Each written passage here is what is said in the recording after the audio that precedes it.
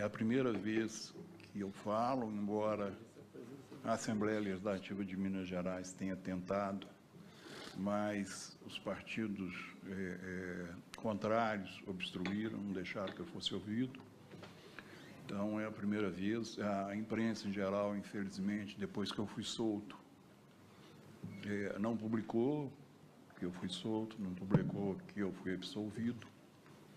Meu caso começa um pouco mais atrás, começa em 94, quando gestava dentro de Minas Gerais um modelo que hoje está no Brasil, né?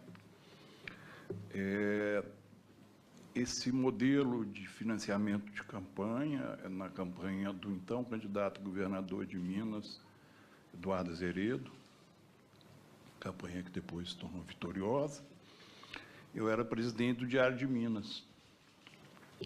E banquei, e enfrentei, e publiquei a arrecadação que vinha sendo feita nas agências de propaganda que serviam ao governo de Minas para poder financiar a campanha de Eduardo Azeredo, a primeira campanha dele, o que depois repetiu na segunda e que hoje é conhecido como Mensalão Tucano.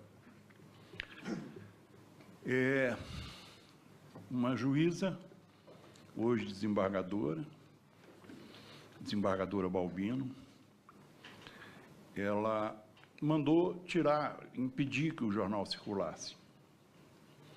Um ano depois, ela revogou a decisão dela e disse que tinha se enganado. Só que era um jornal, Diário de Minas, era um diário, já não tinha como circular mais. Foram vários funcionários que tomaram prejuízo, que perderam seu salário, que perderam seu emprego. Em 2006, depois de eu me reorganizar, tentei reabrir o Diário de Minas. E, assim que tentei reabrir o Diário de Minas, fui procurado pela senhora Andréia Neves, irmã do então governador Aécio Neves, dizendo que não era um bom negócio eu abrir o Diário de Minas.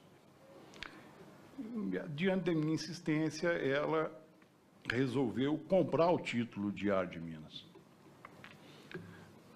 Era um bom negócio, vendi para ela o título do Diário de Minas. Com o recurso da venda do título do Diário de Minas, montei um novo jornal, que na época era uma inovação, embora já tivesse outros jornais online, praticamente foi o primeiro, dentro de Minas Gerais, da forma que era. Porque nós, naquela época, já colocávamos vídeos, já disponibilizava documento, links, isso, aquilo outro, tal. Assim que eu estava voltando do interior, tive um acidente de carro. Carro esse que jamais foi entregue. Embora meu advogado, para poder fazer perícia, quisesse, o carro sumiu. 2 anos depois, em 2008, com as notícias, a insistência das nossas notícias no novo jornal, que já estava ganhando um número de views expressivo para um jornal de Minas Gerais, o Ministério Público pediu que fosse tirado da internet o novojornal.com.br. O procurador Jarbas Soares.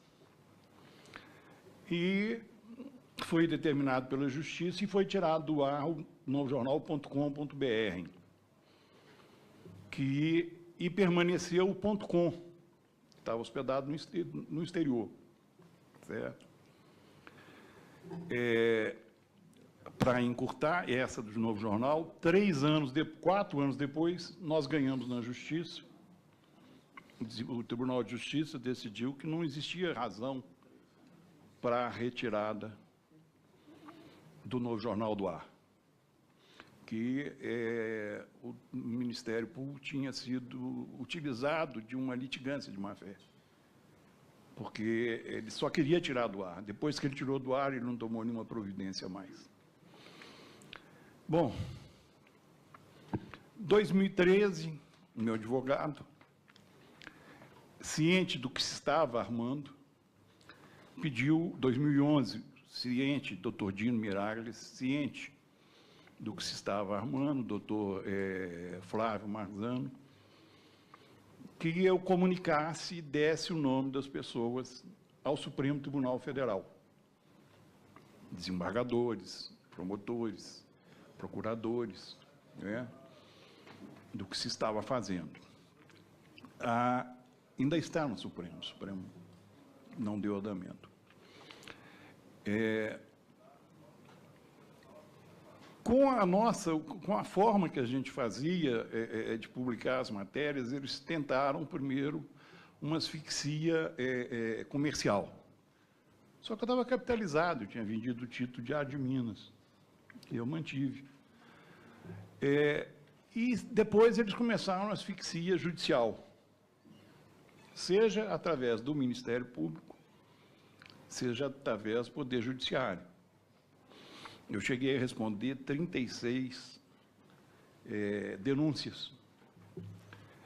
E eu passei a utilizar um instrumento que chama-se exceção da verdade. A exceção da verdade é que você leva ao processo e mostra que aquilo que você noticiou é verdade. E eles ficaram totalmente de pé e mão amarrado nesse sentido.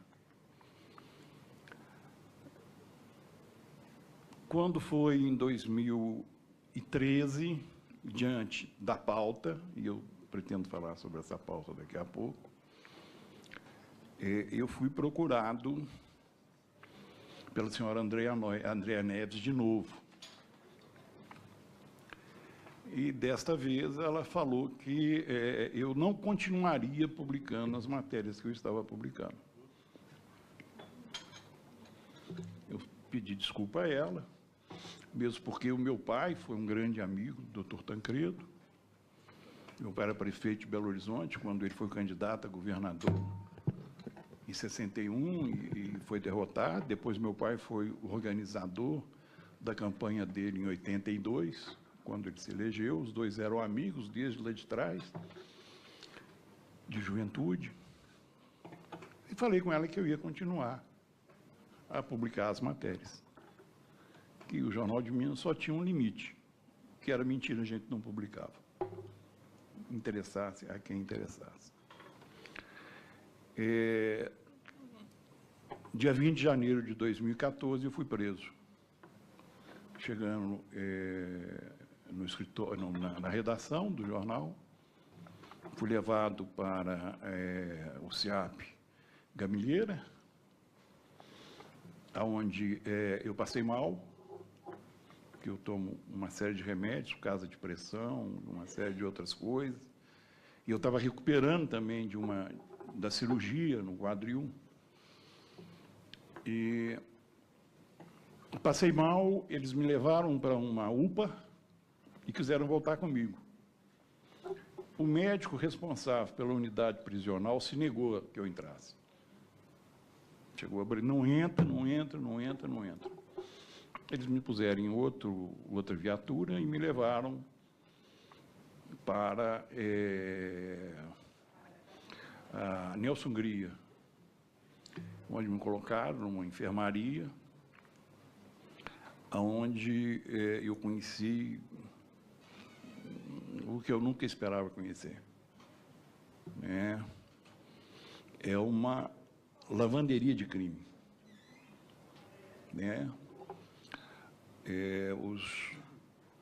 Os detentos que são espancados, de toda forma, vão para essa enfermaria, não vão para a rede hospitalar, para que não se crie um alto de irregularidade.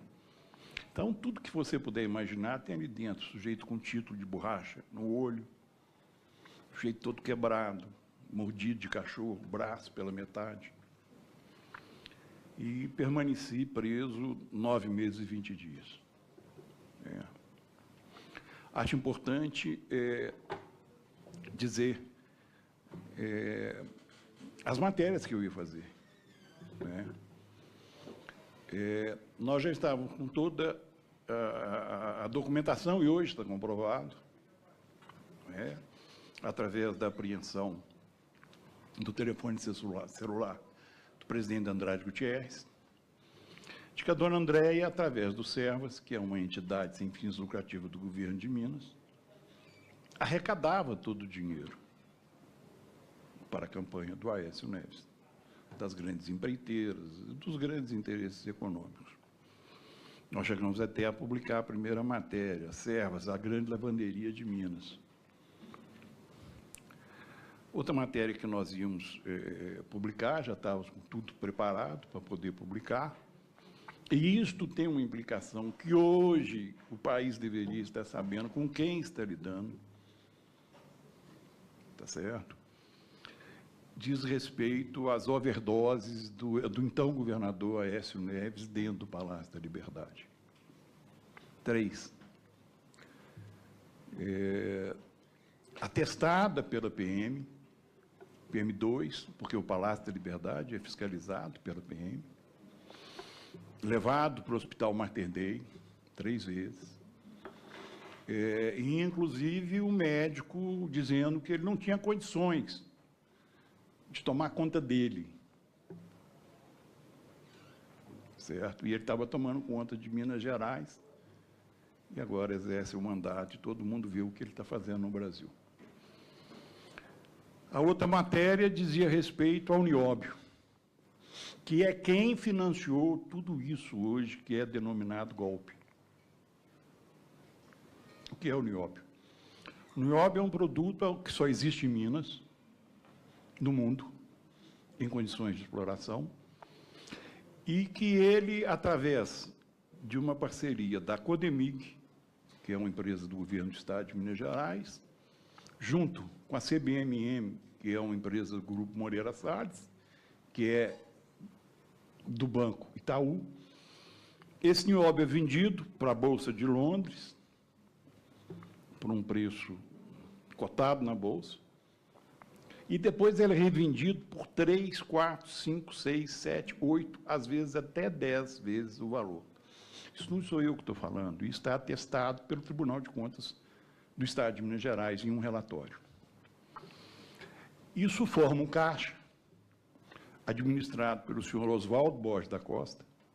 Parte desse dinheiro ia para Liechtenstein, uma conta denominada Morgan Taylor, que era uma conta pessoal da família Neves, certo?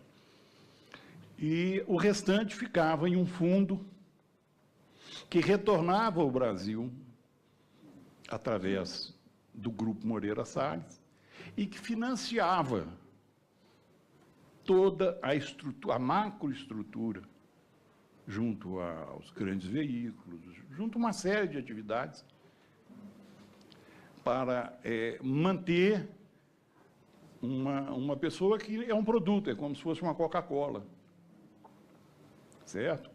Uma pessoa que diariamente, segundo relatórios do próprio hospital, tinha que tomar injeção para levantar, para poder trabalhar, né? Que atendia aos interesses de um grupo que, desde trás, era um grupo parceiro do avô dele, certo? O avô dele era muito próximo do Moreira Salles velho. Tanto é, o avô dele foi quem praticamente, o doutor Tancredo, criou na carteira, com a carteira de redesconto do Banco do Brasil, que criou o Banco Central, né? Como primeiro-ministro, ele colocou Moreira Salles como ministro de Relações Exteriores. E, por último, a matéria que hoje está em evidência, né? Ninguém sabe por que não se pune a questão de Mariana. Não se pune porque o culpado por aquilo que aconteceu foi o Ministério Público de Minas Gerais. Foi o doutor Alceu, ex-procurador-geral de Justiça, que foi secretário de Meio Ambiente, e a serviço do Banco Mundial celebrou um convênio, Ministério Público, Universidade Federal e FIENG, para que a FIENG patrocinasse. É que esta estrutura montada para poder financiar as atividades do governador, hoje senador Aécio Neves, continua montada dentro de Minas Gerais. Embora o nosso governador de Minas seja um governador que ganhou dizendo que ia mudar, que era oposição, não desmontou nenhuma dessas atividades. O esquema do NIOB continua funcionando do mesmo jeito. A CEMIG tem 222 subsidiárias integrais distribuídas em todo o Estado, todo o país, inclusive a Light, que foi uma operação feita para poder quitar a dívida da Rede Globo, que era um passivo absurdo, certo? O governador, não sei por que motivo, só trocou 3, 4 diretorias da CEMIG e da Light, mais nenhuma. A Codemig ainda continua na mão deles. O apelo que faço é no sentido de que eu vejo essa casa hoje está podendo fazer pouco, né, diante da realidade que nós estamos vivendo, né? Nós estamos vendo aí um governo ilegítimo, uma autoridade ilegítima, quer dizer, tudo ilegítimo sendo consolidado.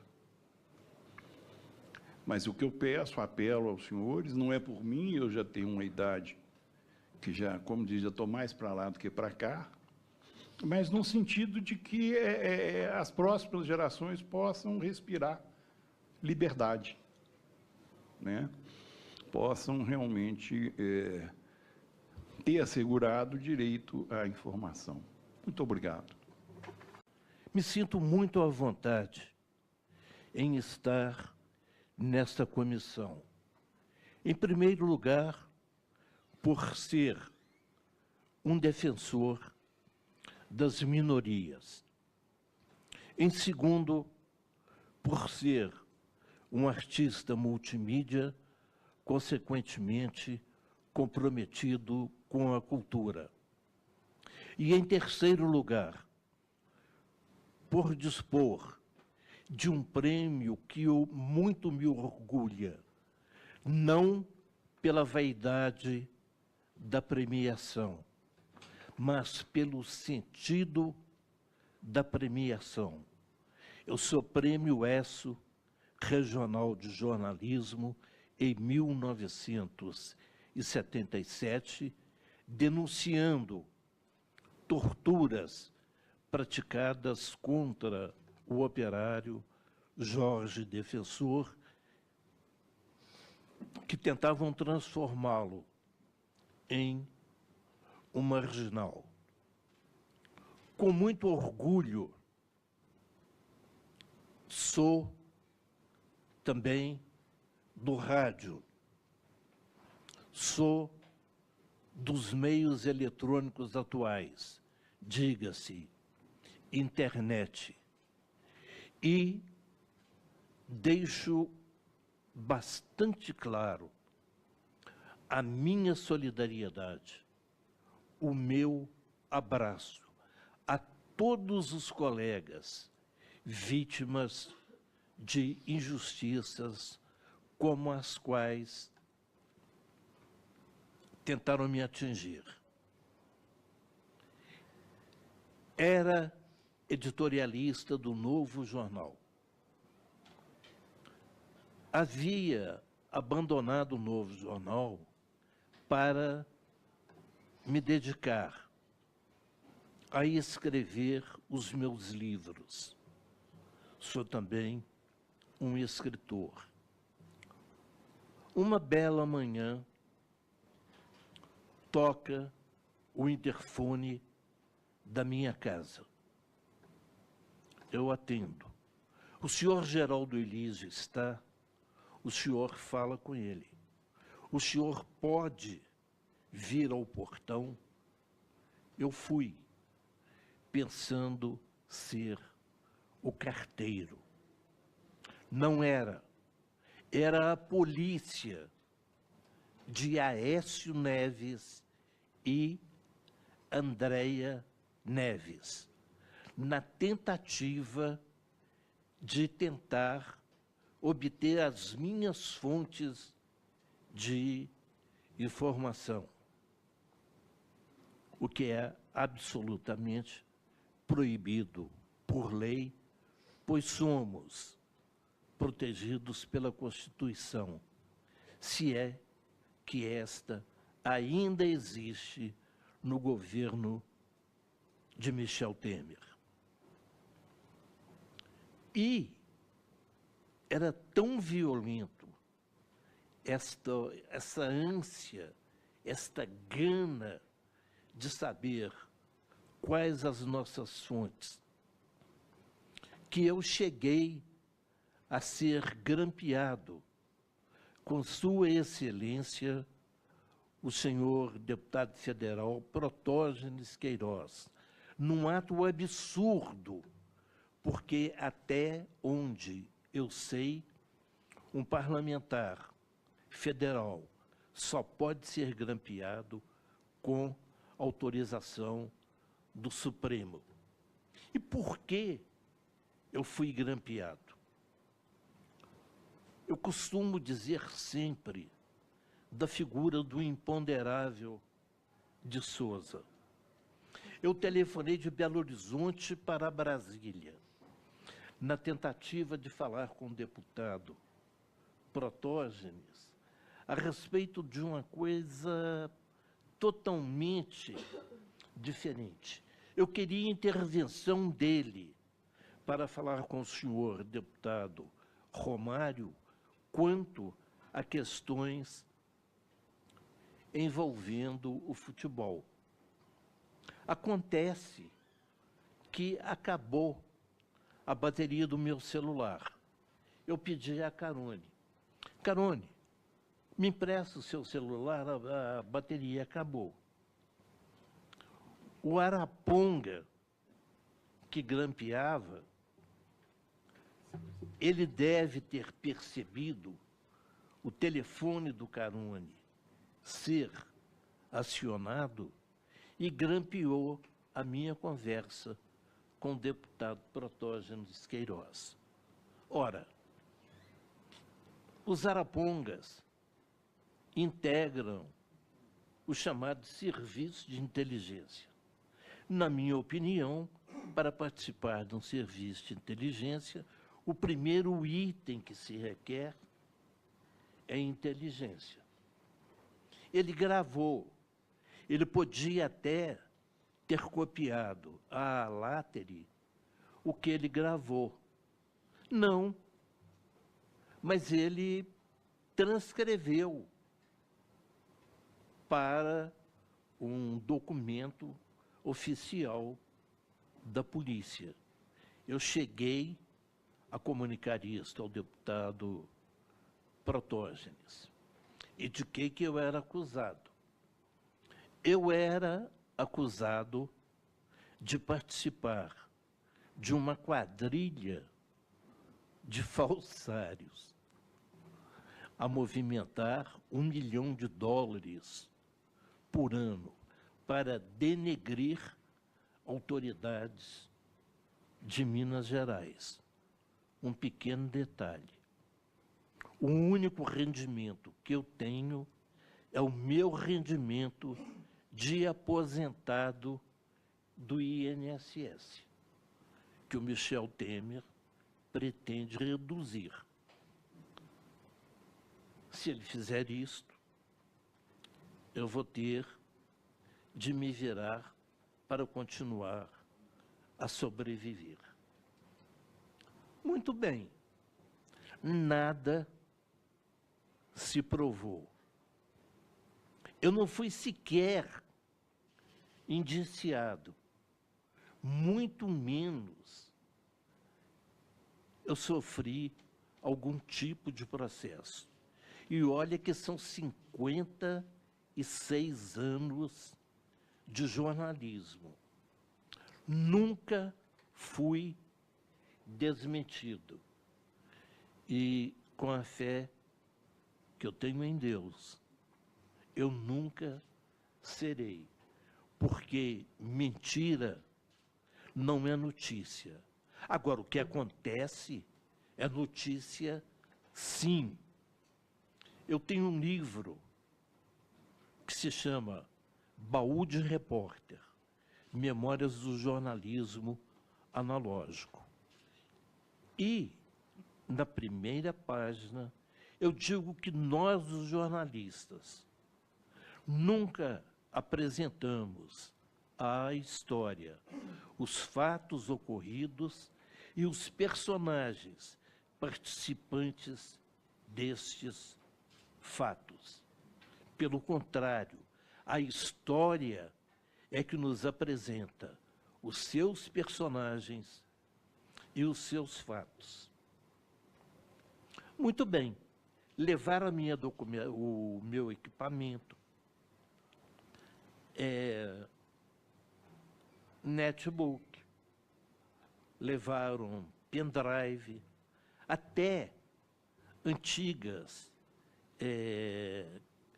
cadernetas de endereço que eu guardava por razões sentimentais, por ter o telefone do Dr. Ulisses Guimarães, do Dr. Teotônio Vilela, enfim, do poeta Drummond de Andrade, do poeta Tiago de Mello, homens que eu acredito entraram pela porta da frente em nossa história e dela não sairão enquanto existir esse mundo. O que eu fiz? A polícia saiu da minha casa. Eu perguntei se deveria acompanhá-los. Eles disseram que não. Eu saí pela mesma porta que eles, procurei a Comissão de Direitos Humanos da Assembleia Legislativa.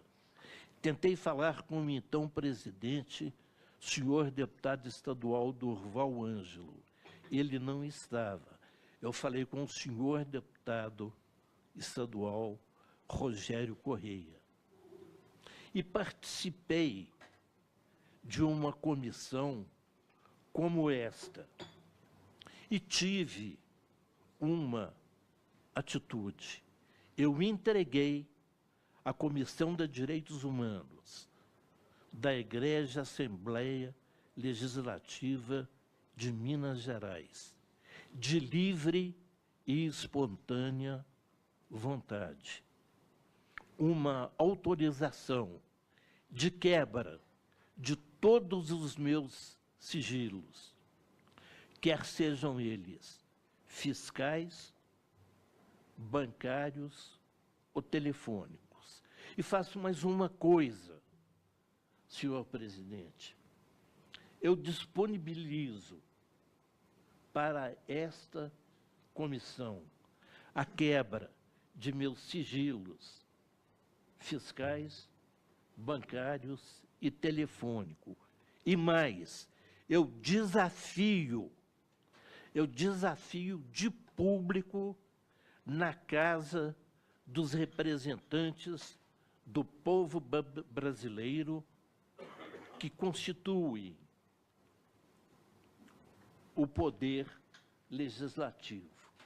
Eu desafio ao senhor senador Aécio Neves, a senhora sua irmã Andréia Neves, que façam o mesmo que eu.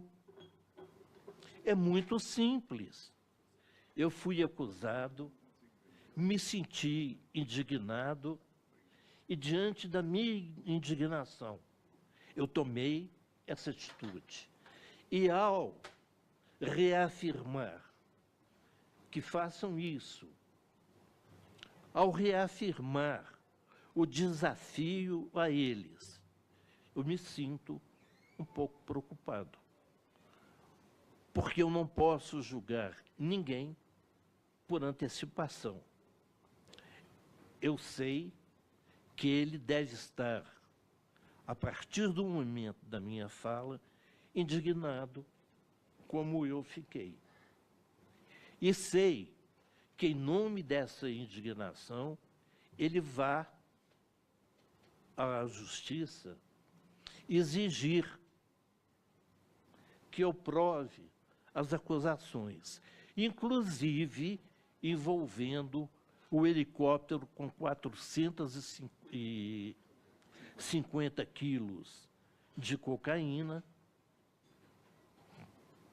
que dizem, hoje, é objeto de investigação do Drugs Enforcement Agency, uma organização americana. 450 quilos de cocaína é muita coisa. Saber quem é o piloto, saber quem é o dono do helicóptero, saber o número do helicóptero, é muito fácil. Quem é o dono?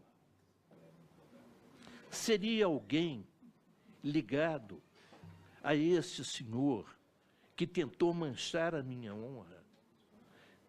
Seria alguém ligado a estes que tentaram me envolver em uma quadrilha imaginária porque era absolutamente necessário passar para o povo brasileiro ser ele um bom moço e não um bad boy que ele é?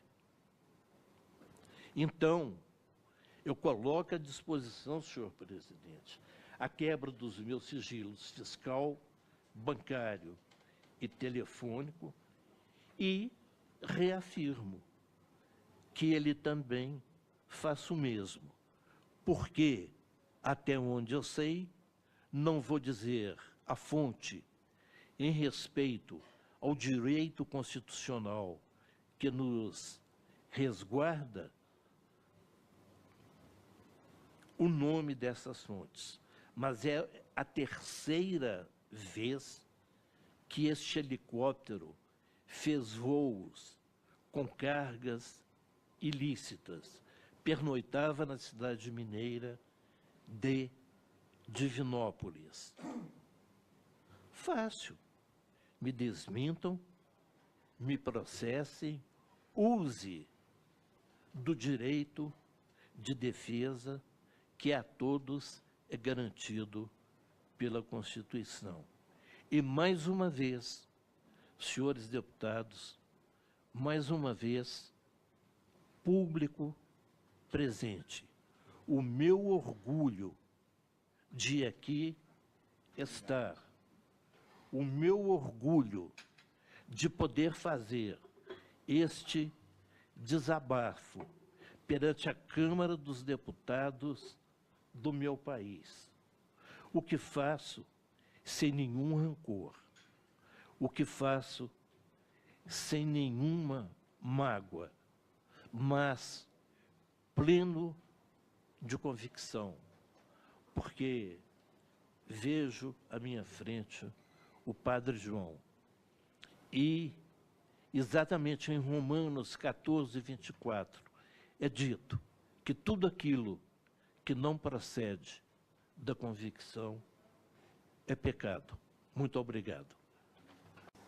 Eu posso enviar a esta comissão uma documentação que eu tenho há 2 anos. O meritíssimo senhor juiz de direito da 2ª Vara Criminal de Belo Horizonte ordenou a devolução de meus equipamentos à comissão, à mesa da Assembleia Legislativa de Minas Gerais, para que o equipamento fosse me devolvido. E não está sendo cumprido. Tem 2 anos que desobedece. Isso é desobediência judicial. Quanto ao que eu disse ao Vanderlei, eu também sou muito ligado ao pessoal, não só da mídia ninja, mas também os jornalistas livres. Eu vou transmitir a eles o que se passou aqui. E quanto a você, Rogério, embora eu não seja pertencente ao sindicato, sou sindicalizado, mas não sou da diretoria, mas eu sou da FENAGE. Eu vou conversar com o presidente Kerrison Lopes, falar com ele também.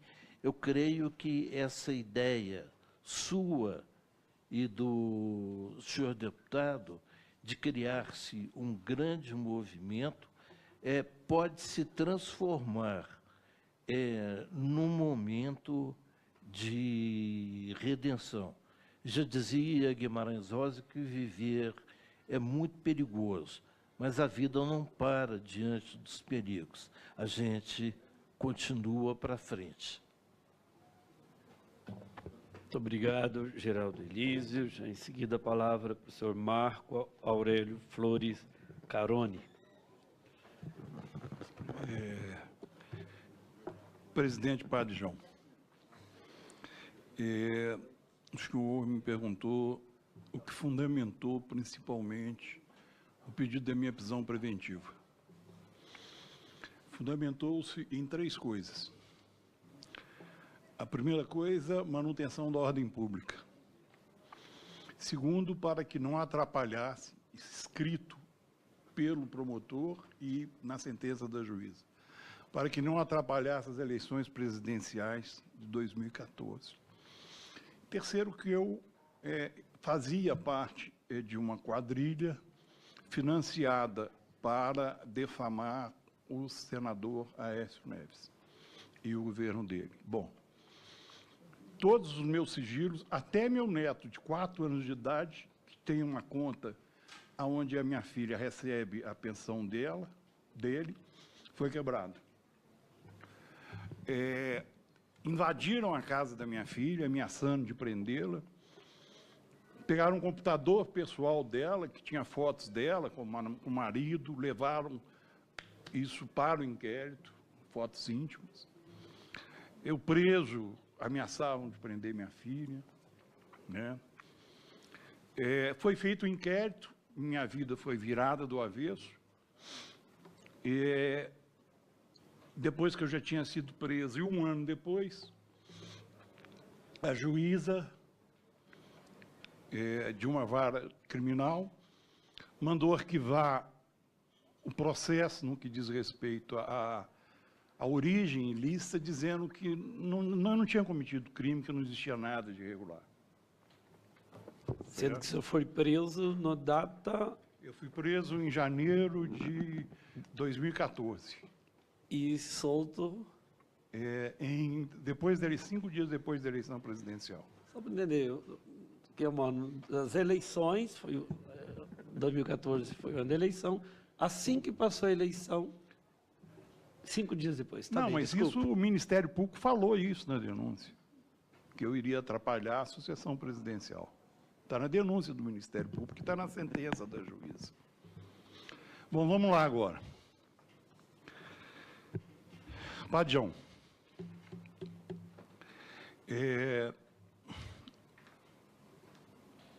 a conveniência para o Ministério Público e para o Poder Judiciário da minha prisão era o seguinte: uma das matérias que nós íamos publicar, e já tínhamos publicado 3, a vida é caprichosa, né? Diz respeito a um esquema montado dentro do Tribunal de Justiça, dentro do Ministério Público, dentro das delegacias, para compra de sentença e uma série de outras coisas, oriundo de uma denúncia feita por um advogado chamado Joaquim Engler. A fonte financeira, quem pagava era Samarco. Certo? Ali é descrito quem pagou, quem recebeu, do Ministério Público, da Justiça. Nós íamos publicar a matéria, nós já tínhamos tido acesso ao inquérito todo. 3 dias depois que eu fui preso, o presidente do Tribunal de Justiça pediu vista no processo e o processo sumiu.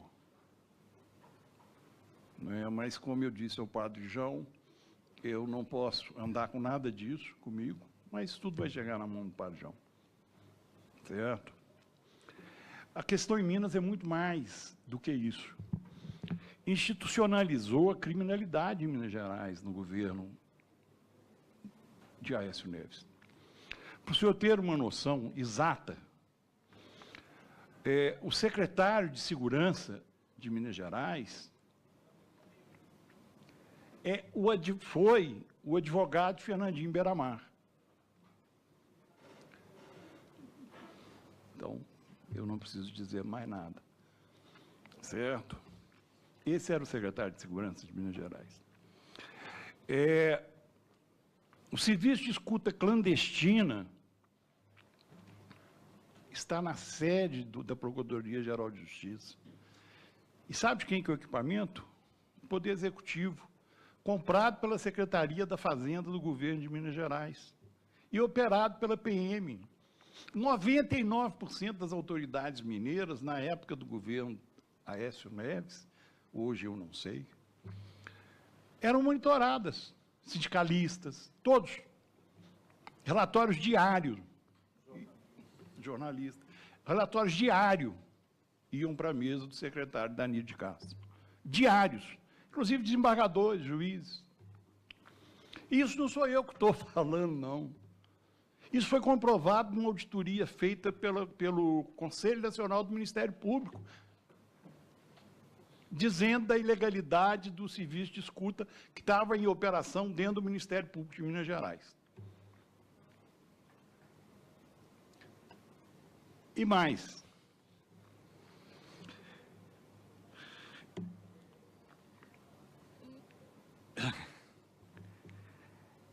A parte policial, hoje, é montada para reprimir os opositores do sistema.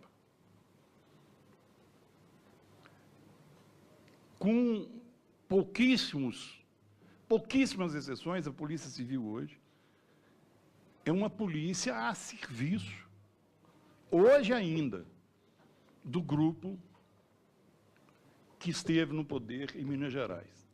E que, infelizmente, o governador, embora tenha trocado diversos comandos, a infraestrutura da Polícia Civil continua a mesma. Para o senhor ter uma noção do que é o Poder Judiciário de Minas Gerais hoje, o senhor citou a questão, o deputado ali citou a questão, Joaquim Barbosa devolveu o processo de Eduardo Azeredo para Minas Gerais. O desembargador que vai julgar o Eduardo Azeredo, na época, advogado do Estado, foi quem autorizou o desvio de dinheiro para financiar a campanha do Eduardo Azeredo. Dinheiro da Codemig. Esse é o desembargador que vai julgar Eduardo Azeredo. Existe hoje, dentro do Ministério Público, quase 32 inquéritos a respeito de irregularidades praticadas, e eu tenho muita fé.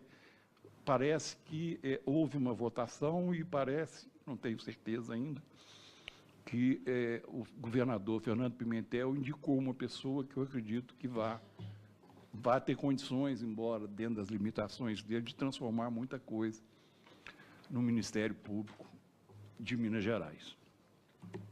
A coisa chega ao ponto da criminalidade ter tomado conta do governo, e isto, não sou eu que estou dizendo, um delegado da Polícia Civil, que foi afastado agora no governo Pimentel, apurou, no caso Embraforte, a simulação de um assalto numa empresa de segurança e transporte de valor, chamada Embraforte, que era do sobrinho da dona Renata Vilhena, que era secretária de Planejamento. Para quê? Para justificar um desvio de quase 30 milhões de dinheiro pela Embraforte, do Banco do Brasil e da Caixa Econômica Federal. Doutor Márcio Nabac. Esse Márcio Nabac, eu não tenho advogado. Doutor Dino. Nós estávamos dentro da delegacia, me chamaram para depois, eu fui com ele. O Márcio Nabac pôs na cara dele um revólver preto, assim, grande.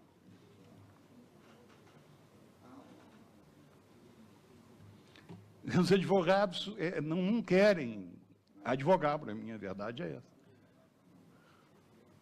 Medo.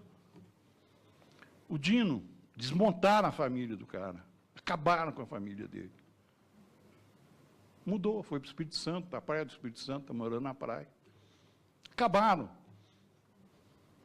Literalmente acabaram com ele. Certo? O senhor está falando de aeroporto. Existe um que não tem muita fiscalização, em Montezuma, ao lado de uma fazenda gigantesca, eles falam de sem terra, invasão. O pai do senador Aécio Neves, o doutor Aécio Cunha, invadiu terreno público, quase 1.000 hectares, e conseguiu, na Justiça de Minas Gerais, o uso campeão da terra, terra pública. Hoje é um maciço de eucalipto. E lá tem um aeroporto também feito pelo Aécio, com muita movimentação, num lugar onde não tem nem cidade perto. Montezuma, está lá, os senhores podem ir lá visitar. Esse inquérito aqui da Embraforte vai ser enviado para vocês. Esse do Tribunal de Justiça, do Joaquim Engler, vai ser enviado. A escuta vai ser enviada. A verdade é que Minas Gerais, infelizmente, saiu completamente da legalidade em função da censura imposta. Porque a imprensa é que, de uma certa forma, inibe diversas atividades. E lá não existe. O meu jornal publicava matérias, não era de minha autoria, não, é de autoria de muitos jornalistas, dos jornais tradicionais de lá, da televisão, das rádios, que não podiam publicar e mandavam para mim e eu publicava. Não era uma, nem duas, nem três, não, vou dizer que era a maioria. Olha, o esquema montado com dinheiro de Minas, por esse senhor, que não tem capacidades mentais, físicas, psíquicas, para gerir a vida dele e que quis gerir a vida dos brasileiros. Isso não sou eu que estou falando, não, isso foi atestado por um médico do Mater Dei, quando, da última internação dele. Certo? O esquema montado era para fazer o que está se fazendo aí. E financiado com recurso desviado. Primeiro via CEMIG. Para os senhores terem uma noção, eles endividaram a CEMIG de tal porte que dentro do governo deles, sabe o que eles fizeram? Compraram a dívida da CEMIG e o governo de Estado, a dívida do governo de Minas hoje, 1/3 é da dívida da CEMIG que eles fizeram. 1/3 é a dívida da CEMIG que eles fizeram. Quer dizer, usaram Minas Gerais para poder financiar isso que está aí. Certo? Codemig, gente, está lá uma auditoria do Tribunal de Contas relatando o absurdo desvio do Nióbio. Nada. O senhor Oswaldinho Borges da Costa já mudou para Miami, está morando em Miami, administrando a conta do Nióbio. A dona Andréia já montou casa em Londres, já está em Londres com a filha. E aí? Então, a questão de Minas Gerais é muito mais séria do que se apresenta a início. Os senhores não tenham dúvida, a pedra de toque para desarticular esse esquema que hoje está violentando nossa democracia está em Minas Gerais. Está sendo financiada por Minas Gerais.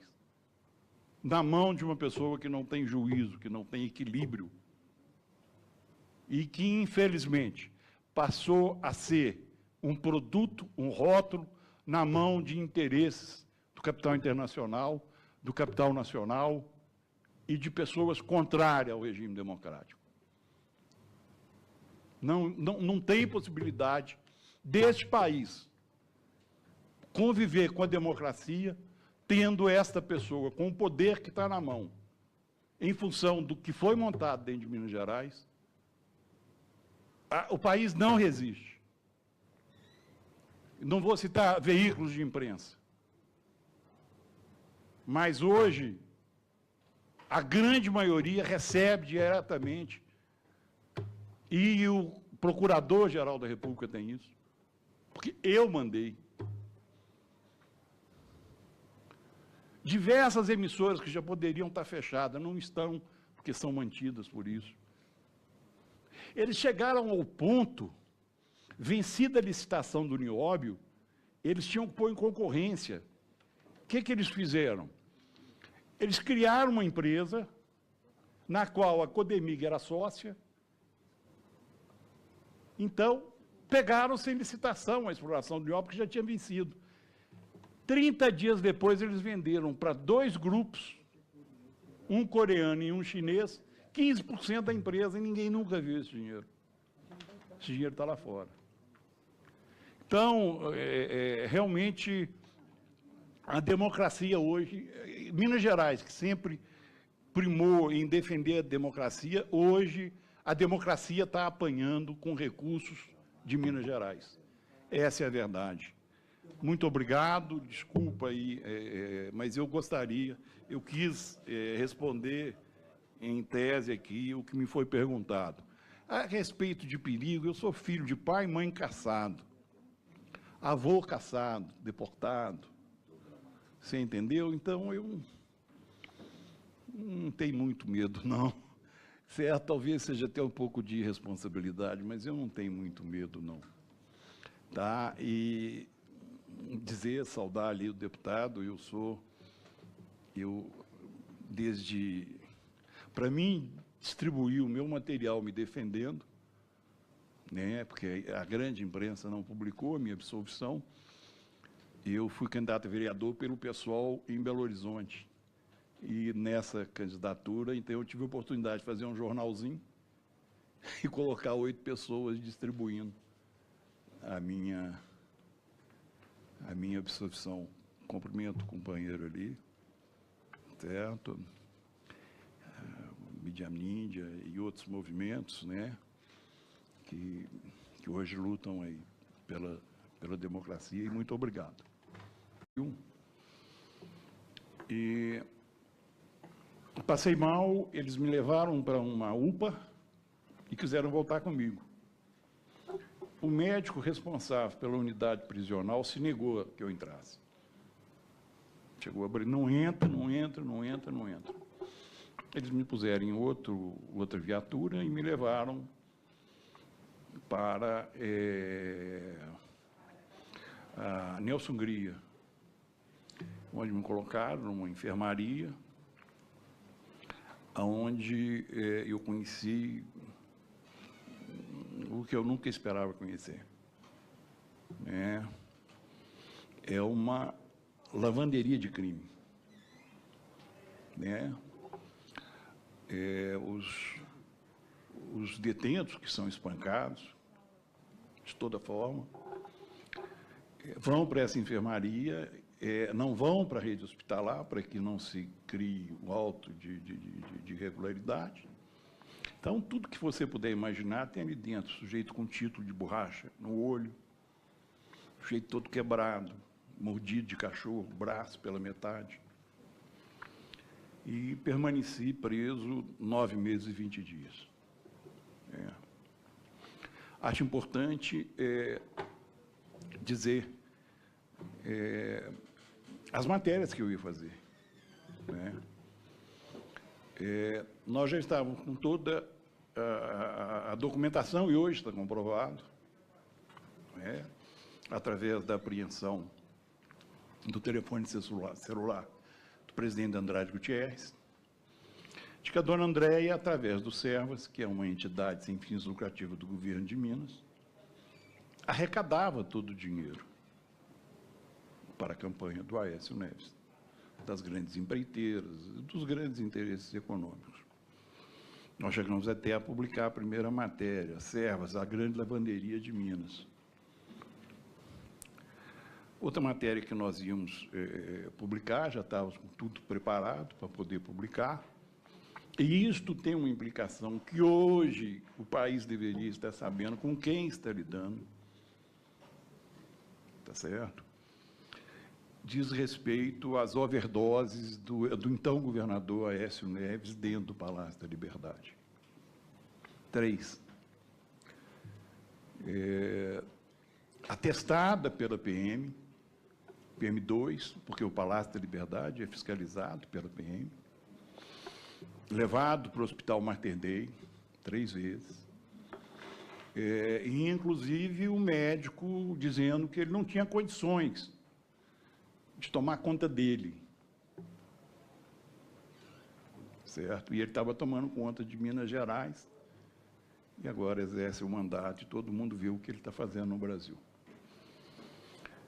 A outra matéria dizia respeito ao Nióbio, que é quem financiou tudo isso hoje, que é denominado golpe. O que é o nióbio? O nióbio é um produto que só existe em Minas, no mundo, em condições de exploração, e que ele, através de uma parceria da Codemig, que é uma empresa do governo do Estado de Minas Gerais, junto com a CBMM, que é uma empresa do Grupo Moreira Salles, que é do Banco Itaú. Esse nióbio é vendido para a Bolsa de Londres, por um preço cotado na Bolsa, e depois ele é revendido por 3, 4, 5, 6, 7, 8, às vezes até 10 vezes o valor. Isso não sou eu que estou falando, isso está atestado pelo Tribunal de Contas do Estado de Minas Gerais em um relatório. Isso forma um caixa administrado pelo senhor Oswaldo Borges da Costa. Parte desse dinheiro ia para Liechtenstein, uma conta denominada Morgan Taylor, que era uma conta pessoal da família Neves, certo?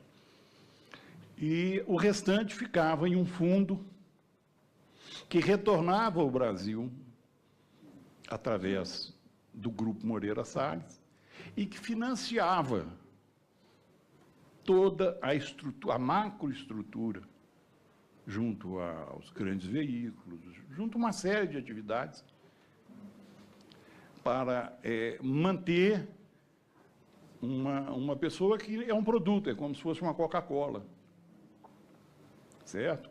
Uma pessoa que diariamente, segundo relatórios do próprio hospital, tinha que tomar injeção para levantar, para poder trabalhar, né, que atendia aos interesses de um grupo que, desde trás, era um grupo parceiro do avô dele, certo?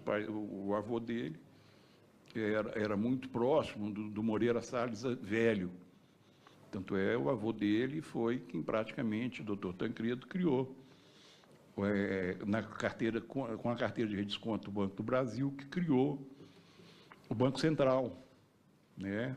Como primeiro-ministro, ele colocou Moreira Salles como ministro de Relações Exteriores.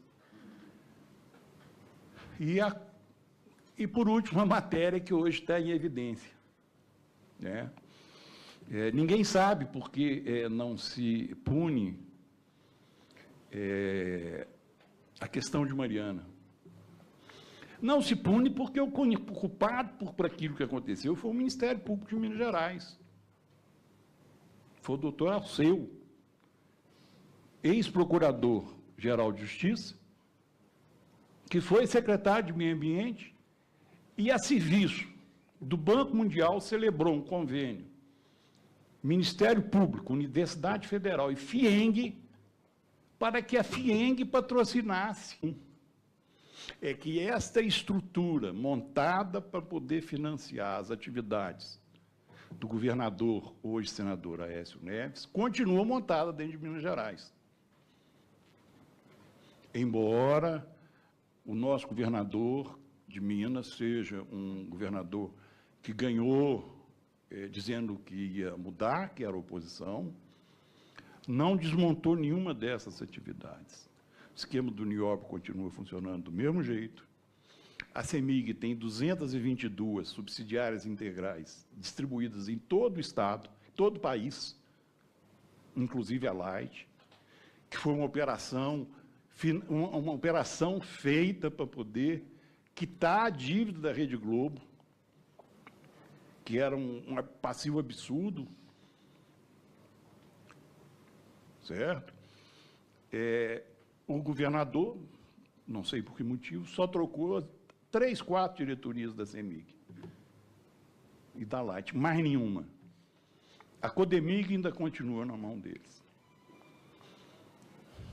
O apelo que faço é no sentido de que eu vejo essa casa hoje está podendo fazer pouco, né, diante da realidade que nós estamos vivendo, né? Nós estamos vendo aí um governo ilegítimo, uma autoridade ilegítima, quer dizer, tudo ilegítimo sendo consolidado. Mas o que eu peço, apelo aos senhores, não é por mim, eu já tenho uma idade que já, como diz, já estou mais para lá do que para cá, mas no sentido de que as próximas gerações possam respirar liberdade, né? Possam realmente ter assegurado o direito à informação. Muito obrigado. Me sinto muito à vontade em estar nesta comissão. Em primeiro lugar, por ser um defensor das minorias. Em segundo, por ser um artista multimídia, consequentemente comprometido com a cultura. E em terceiro lugar, por dispor de um prêmio que muito me orgulha, não pela vaidade da premiação, mas pelo sentido da premiação. Eu sou Prêmio ESSO Regional de Jornalismo em 1977, denunciando torturas praticadas contra o operário Jorge Defensor, que tentavam transformá-lo em um marginal. Com muito orgulho, sou também do rádio, sou dos meios eletrônicos atuais, diga-se, internet, e deixo bastante claro a minha solidariedade, o meu abraço a todos os colegas vítimas de injustiças como as quais tentaram me atingir. Era editorialista do Novo Jornal.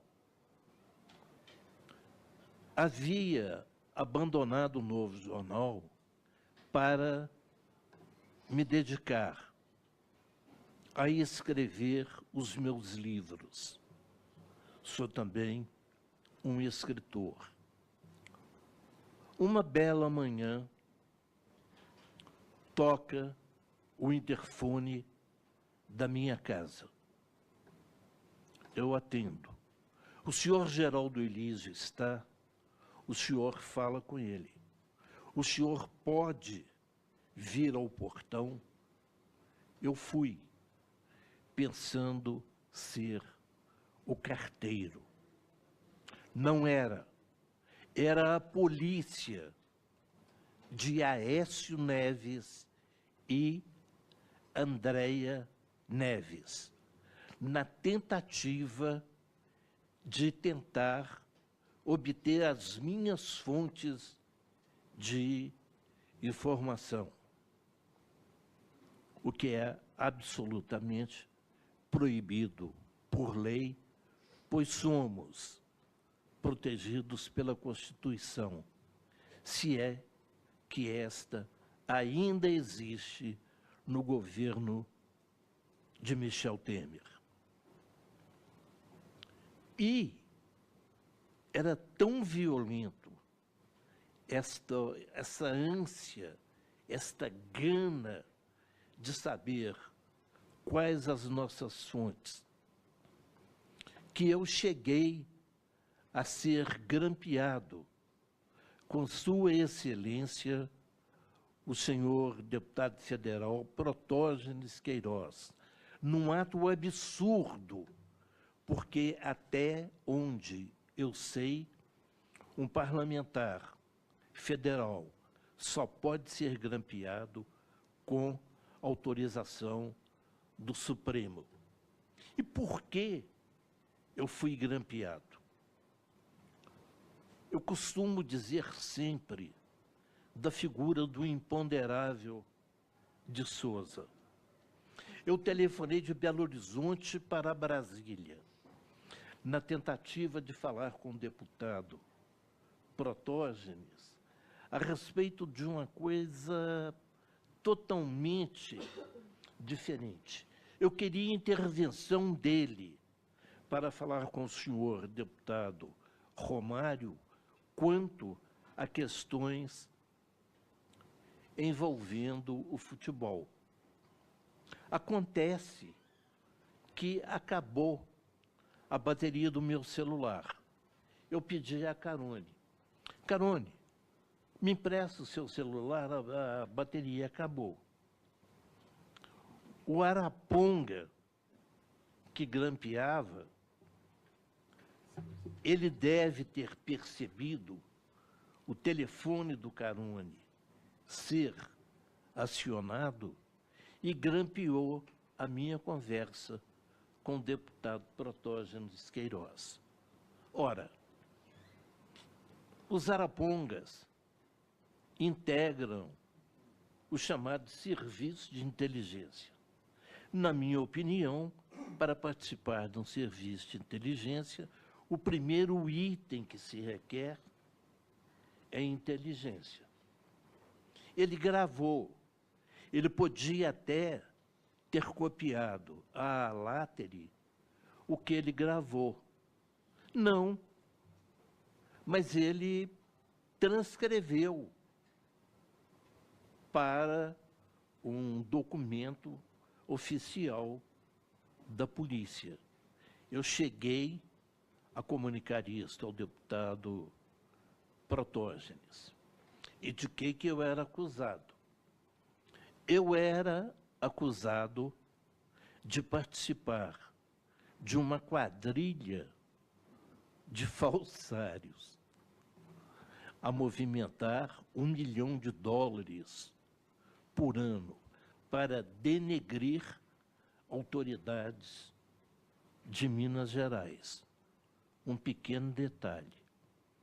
O único rendimento que eu tenho é o meu rendimento de aposentado do INSS, que o Michel Temer pretende reduzir. Se ele fizer isto, eu vou ter de me virar para continuar a sobreviver. Muito bem, nada se provou. Eu não fui sequer indiciado, muito menos eu sofri algum tipo de processo. E olha que são 57 36 anos de jornalismo. Nunca fui desmentido. E com a fé que eu tenho em Deus, eu nunca serei. Porque mentira não é notícia. Agora, o que acontece é notícia, sim. Eu tenho um livro que se chama Baú de Repórter, Memórias do Jornalismo Analógico. E, na primeira página, eu digo que nós, os jornalistas, nunca apresentamos a história, os fatos ocorridos e os personagens participantes destes fatos. Pelo contrário, a história é que nos apresenta os seus personagens e os seus fatos. Muito bem, levar o meu equipamento, netbook, levaram pendrive, até antigas cadernetas de endereço que eu guardava por razões sentimentais, por ter o telefone do Dr. Ulisses Guimarães, do Dr. Teotônio Vilela, enfim, do poeta Drummond de Andrade, do poeta Tiago de Mello, homens que eu acredito entraram pela porta da frente em nossa história e dela não sairão enquanto existir esse mundo. O que eu fiz? A polícia saiu da minha casa. Eu perguntei se deveria acompanhá-los. Eles disseram que não. Eu saí pela mesma porta que eles, procurei a Comissão de Direitos Humanos da Assembleia Legislativa. Tentei falar com o então presidente, senhor deputado estadual Durval Ângelo. Ele não estava. Eu falei com o senhor deputado estadual Rogério Correia. E participei de uma comissão como esta. E tive uma atitude.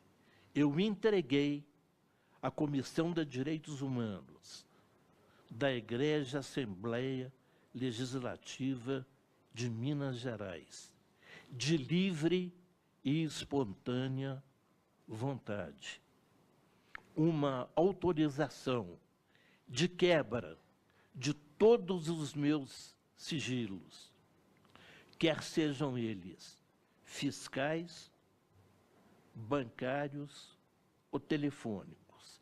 E faço mais uma coisa, senhor presidente. Eu disponibilizo para esta comissão a quebra de meus sigilos fiscais, bancários e telefônico. E mais, eu desafio de público na casa dos representantes do povo brasileiro que constituem o poder legislativo. Eu desafio ao senhor senador Aécio Neves, a senhora sua irmã Andréia Neves, que façam o mesmo que eu. É muito simples.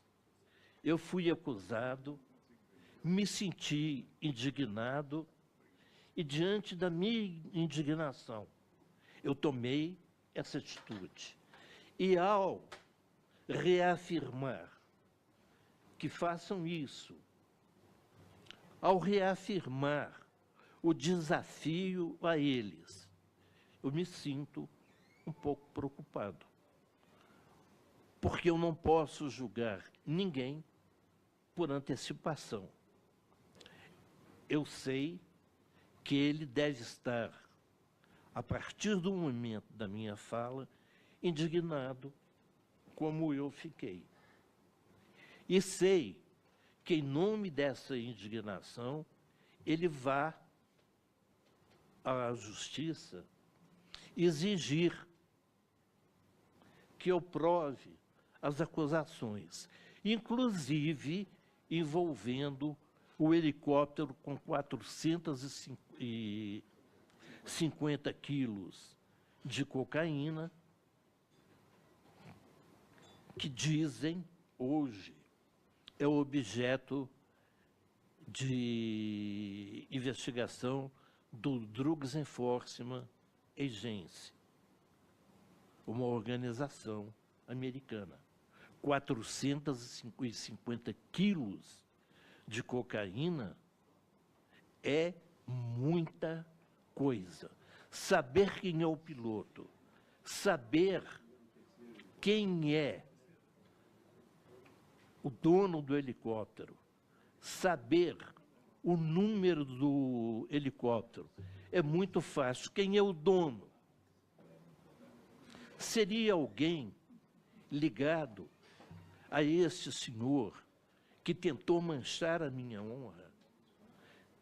Seria alguém ligado a estes que tentaram me envolver em uma quadrilha imaginária porque era absolutamente necessário passar para o povo brasileiro ser ele um bom moço e não um bad boy que ele é?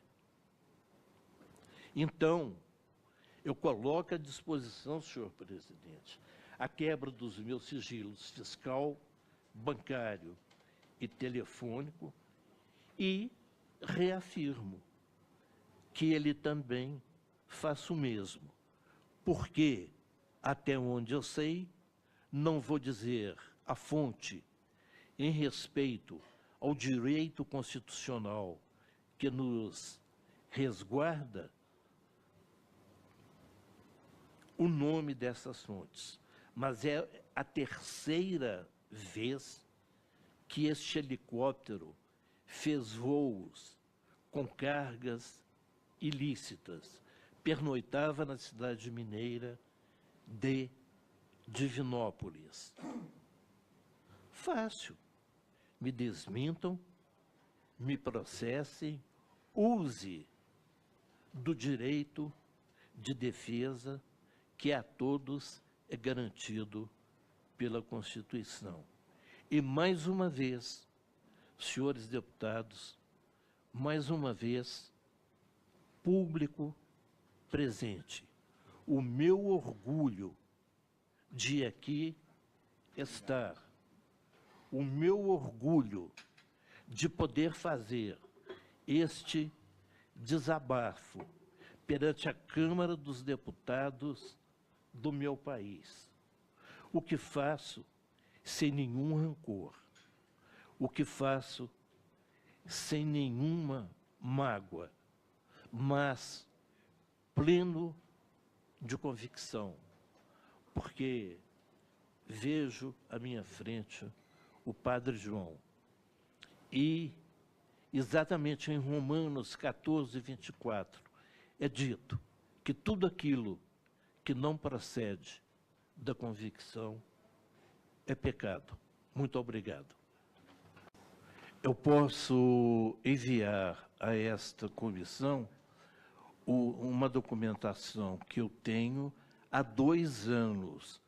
O meritíssimo senhor juiz de direito da 2ª Vara Criminal de Belo Horizonte ordenou a devolução de meus equipamentos à comissão, à mesa da Assembleia Legislativa de Minas Gerais, para que o equipamento fosse me devolvido. E não está sendo cumprido. Tem 2 anos que desobedece. Isso é desobediência judicial. Quanto ao que eu disse ao Vanderlei, eu também sou muito ligado ao pessoal, não só da mídia ninja, mas também os jornalistas livres. Eu vou transmitir a eles o que se passou aqui. E quanto a você, Rogério, embora eu não seja pertencente ao sindicato, sou sindicalizado, mas não sou da diretoria, mas eu sou da FENAGE. Eu vou conversar com o presidente Kerrison Lopes, falar com ele também. Eu creio que essa ideia sua e do senhor deputado de criar-se um grande movimento pode se transformar num momento de redenção. Já dizia Guimarães Rosa que viver é muito perigoso, mas a vida não para diante dos perigos. A gente continua para frente. Muito obrigado, Geraldo Elísio. Já em seguida, a palavra para o senhor Marco Aurélio Flores Caroni. Presidente Padre João, o senhor me perguntou o que fundamentou principalmente o pedido da minha prisão preventiva. Fundamentou-se em 3 coisas. A primeira coisa, manutenção da ordem pública. Segundo, para que não atrapalhasse, escrito pelo promotor e na sentença da juíza, para que não atrapalhasse as eleições presidenciais de 2014. Terceiro, que eu fazia parte de uma quadrilha financiada para defamar o senador Aécio Neves e o governo dele. Bom, todos os meus sigilos, até meu neto de 4 anos de idade, que tem uma conta onde a minha filha recebe a pensão dele, foi quebrado. Invadiram a casa da minha filha, ameaçando de prendê-la. Pegaram um computador pessoal dela, que tinha fotos dela com o marido, levaram isso para o inquérito, fotos íntimas. Eu preso, ameaçavam de prender minha filha, né? Foi feito o inquérito, minha vida foi virada do avesso. Depois que eu já tinha sido preso, e 1 ano depois, a juíza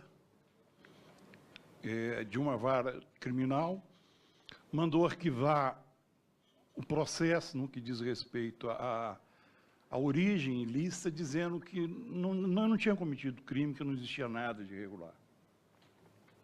Sendo que o senhor foi preso na data... Eu fui preso em janeiro de 2014. E solto... depois 5 dias depois da eleição presidencial. Só para entender, que as eleições, 2014 foi o ano da eleição, assim que passou a eleição, 5 dias depois. Tá não, bem, mas desculpa. isso o Ministério Público falou isso na denúncia, que eu iria atrapalhar a sucessão presidencial. Está na denúncia do Ministério Público, está na sentença da juíza. Bom, vamos lá agora. Padre João,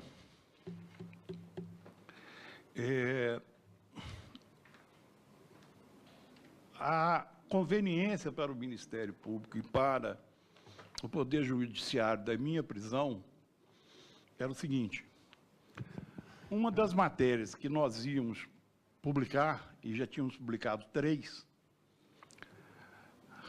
a vida é caprichosa, né? Diz respeito a um esquema montado dentro do Tribunal de Justiça, dentro do Ministério Público, dentro das delegacias, para compra de sentença e uma série de outras coisas, oriundo de uma denúncia feita por um advogado chamado Joaquim Engler. A fonte financeira, quem pagava era Samarco. Certo? Ali é descrito quem pagou, quem recebeu, do Ministério Público, da Justiça. Nós íamos publicar a matéria, nós já tínhamos tido acesso ao inquérito todo. 3 dias depois que eu fui preso, o presidente do Tribunal de Justiça pediu vista no processo e o processo sumiu. Mas, como eu disse ao padre João, eu não posso andar com nada disso comigo, mas tudo vai chegar na mão do padre João. Certo? A questão em Minas é muito mais do que isso. Institucionalizou a criminalidade em Minas Gerais, no governo de Aécio Neves. Para o senhor ter uma noção exata, o secretário de Segurança de Minas Gerais foi o advogado Fernandinho Beiramar. Então, eu não preciso dizer mais nada. Certo? Esse era o secretário de Segurança de Minas Gerais. O serviço de escuta clandestina está na sede da Procuradoria-Geral de Justiça. E sabe de quem que é o equipamento? O Poder Executivo, comprado pela Secretaria da Fazenda do Governo de Minas Gerais e operado pela PM. 99% das autoridades mineiras, na época do governo Aécio Neves, hoje eu não sei, eram monitoradas, sindicalistas, todos. Relatórios diários, jornalistas, relatórios diários iam para a mesa do secretário Danilo de Castro. Diários, inclusive desembargadores, juízes. Isso não sou eu que estou falando, não. Isso foi comprovado numa auditoria feita pelo Conselho Nacional do Ministério Público, dizendo da ilegalidade do serviço de escuta que estava em operação dentro do Ministério Público de Minas Gerais. E mais.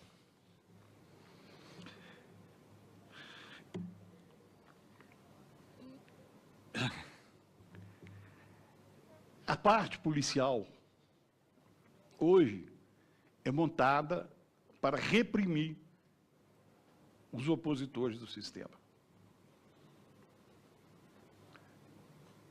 Com pouquíssimos, é a primeira vez que eu falo, embora a Assembleia Legislativa de Minas Gerais tenha tentado, mas os partidos contrários obstruíram, não deixaram que eu fosse ouvido. Então, é a primeira vez. A imprensa, em geral, infelizmente, depois que eu fui solto, não publicou que eu fui solto, não publicou que eu fui absolvido. Meu caso começa um pouco mais atrás, começa em 94, quando gestava dentro de Minas Gerais o modelo que hoje está no Brasil, né? Esse modelo de financiamento de campanha, na campanha do então candidato a governador de Minas, Eduardo Azeredo, campanha que depois se tornou vitoriosa, eu era presidente do Diário de Minas. E banquei, e enfrentei, e publiquei a arrecadação que vinha sendo feita nas agências de propaganda que serviam ao governo de Minas para poder financiar a campanha de Eduardo Azeredo, a primeira campanha dele, o que depois repetiu na segunda e que hoje é conhecido como Mensalão Tucano. Uma juíza, hoje desembargadora Balbino, ela mandou impedir que o jornal circulasse. Um ano depois, ela revogou a decisão dela e disse que tinha se enganado. Só que era um jornal, Diário de Minas, era um diário, já não tinha como circular mais. Foram vários funcionários que tomaram prejuízo, que perderam seu salário, que perderam seu emprego. Em 2006, depois de eu organizar, me reorganizar, tentei reabrir o Diário de Minas. E, assim que tentei reabrir o Diário de Minas, fui procurado pela senhora Andréa Neves, irmã do então governador Aécio Neves, dizendo que não era um bom negócio eu abrir o Diário de Minas. Diante da minha insistência, ela resolveu comprar o título Diário de Minas. Era um bom negócio, vendi para ela o título do Diário de Minas. Com o recurso da venda do título do Diário de Minas, montei um novo jornal, que na época era uma inovação. Embora já tivesse outros jornais online, praticamente foi o primeiro, dentro de Minas Gerais, da forma que era. Porque nós, naquela época, já colocávamos vídeos, já disponibilizava documento, links, isso, aquilo outro, tal. Assim que eu estava voltando do interior, tive um acidente de carro. Carro esse que jamais foi entregue. Embora meu advogado, para poder fazer perícia, quisesse, o carro sumiu. 2 anos depois, em 2008, com as notícias, a insistência das nossas notícias no Novo Jornal, que já estava ganhando um número de views expressivo para um jornal de Minas Gerais, o Ministério Público pediu que fosse tirado da internet o novojornal.com.br.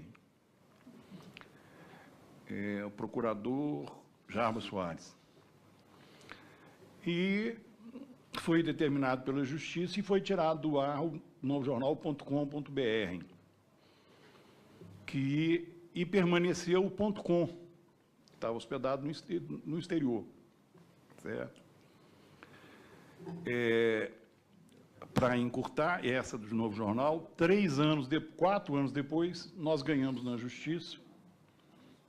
O Tribunal de Justiça decidiu que não existia razão para a retirada do Novo Jornal do ar, que o Ministério Público tinha sido utilizado de uma litigância de má-fé, porque ele só queria tirar do ar. Depois que ele tirou do ar, ele não tomou nenhuma providência mais. Bom, 2013, meu advogado, ciente do que se estava armando, pediu, 2011, ciente, doutor Dino Miragles, ciente do que se estava armando, doutor Flávio Marzano, que eu comunicasse e desse o nome das pessoas ao Supremo Tribunal Federal, desembargadores, promotores, procuradores, né, do que se estava fazendo. Ainda está no Supremo, o Supremo não deu andamento. Com a forma que a gente fazia de publicar as matérias, eles tentaram, primeiro, uma asfixia comercial. Só que eu estava capitalizado, eu tinha vendido o título Diário de Minas, que eu mantive. E depois eles começaram a asfixia judicial, seja através do Ministério Público, seja através do Poder Judiciário. Eu cheguei a responder 36 denúncias. E eu passei a utilizar um instrumento que chama-se exceção da verdade. A exceção da verdade é que você leva ao processo e mostra que aquilo que você noticiou é verdade. E eles ficaram totalmente de pé e mão amarrado nesse sentido. Quando foi em 2013, diante da pauta, e eu pretendo falar sobre essa pauta daqui a pouco, eu fui procurado pela senhora Andréa Neves de novo. E desta vez ela falou que eu não continuaria publicando as matérias que eu estava publicando. Eu pedi desculpa a ela, mesmo porque o meu pai foi um grande amigo do Dr. Tancredo. Meu pai era prefeito de Belo Horizonte quando ele foi candidato a governador em 61 e foi derrotado. Depois meu pai foi o organizador da campanha dele em 82, quando ele se elegeu. Os dois eram amigos desde lá de trás, de juventude. E falei com ela que eu ia continuar a publicar as matérias. Que o Jornal de Minas só tinha um limite, que era mentira, a gente não publicava. Interessasse a quem interessasse. Dia 20 de janeiro de 2014, eu fui preso. Chegando no escritório, na redação do jornal, fui levado para o CIAP Gamilheira, onde eu passei mal, que eu tomo uma série de remédios por causa de pressão, uma série de outras coisas. E eu estava recuperando também da cirurgia no quadril.